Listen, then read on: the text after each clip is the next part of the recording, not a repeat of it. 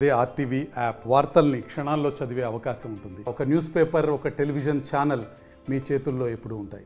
తెలంగాణ రాష్ట్ర వ్యాప్తంగా ఉన్నటువంటి 405 ప్రభుత్వ జూనియర్ కళాశాలలో పనిచేస్తున్నటువంటి 1654 మంది అతిథి అధ్యాపకులకు వెంటనే కంటిన్యూషన్ ఇచ్చేసి 42,000 జీతాన్ని ప్రకటింపజేసేసి ఉద్యోగ భద్రత కల్పించాలని చెప్పడానికి నాగరికర్నూలు అతిథి అధ్యాపక సంఘం నుంచి మేము డిమాండ్ చేస్తున్నాము.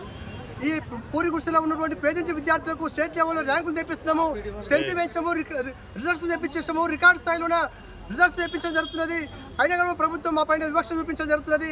తక్షణమే 42,000 జీతాన్ని అమలు చేసి ఇక్కడ ఎంటీఎస్ వల్ల హైకోర్టు తీర్పిచ్చింది. 9 నెలలు అయితే తీర్పిచ్చేసి ఆ ఎంటీఎస్ అమలు చేసి మాకు ఉద్యోగ భద్రత కల్పించాలని చెప్పడానికి మేము డిమాండ్ చేస్తున్నాం. తెలంగాణ రాష్ట్ర వ్యాప్తంగా 405 ప్రభుత్వ జూనియర్ కళాశాలలో 1654 మంది గెస్ట్ లెక్చరర్లు పనిచేస్తూ ఉన్నాము. ఈ సుమారుగా 12 సంవత్సరాలుగా ప్రభుత్వ కళాశాల బలోపేతం కోసం అహర్నిశలుగా పనిచేస్తూ ఉన్నాము. హైకోర్టు తీర్పు ఇస్తూ ఉంది. ప్రభుత్వ యంత్రాంగంలో పనిచేసినటువంటి తాత్కాలిక ఉద్యోగికి ఖచ్చితంగా భద్రత ఇవ్వాలని హైకోర్టు స్టే ఇచ్చినప్పటికీ, జీవో జారీ చేసినప్పటికీ రాష్ట్ర ప్రభుత్వ యంత్రాంగము ఇంప్లిమెంటేషన్ చేయకపోవడం జరుగుతూ ఉంది. అదేవిధంగా ఈరోజు గెస్ట్ లెక్చరర్లకు రెన్యువల్ ఇవ్వకుండా, జీతాలు ఇవ్వకుండా వీధి పాలు చేసినటువంటి పరిస్థితి కనిపిస్తూ ఉంది. ఒకవైపు అధికార యంత్రాంగము మీ సమస్య పరిష్కారం అయ్యింది, ఇంకా వెళ్ళండి, మీరు హ్యాపీగా మీ డ్యూటీలు మీరు చేసుకోండి, మీకు ఎలాంటి ఇబ్బంది ఉండదు, మీ ఉద్యోగానికి భద్రత ఉంది అంటున్నారు. కానీ అధికారులు బోర్డ్ ఆఫ్ ఇంటర్మీడియట్లో వారు చేస్తున్న పనికి, చెప్తున్న మాటలకి పొంతన లేకుండా ఉంది.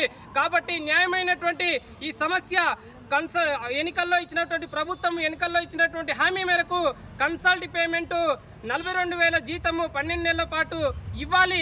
ఈ 42,000 జీతంతో పాటు ఉద్యోగ భద్రత కల్పించాల్సిన బాధ్యత రాష్ట్ర ప్రభుత్వ యంత్రాంగం పైన ఉంది అని తెలియజేస్తా ఉన్నాము.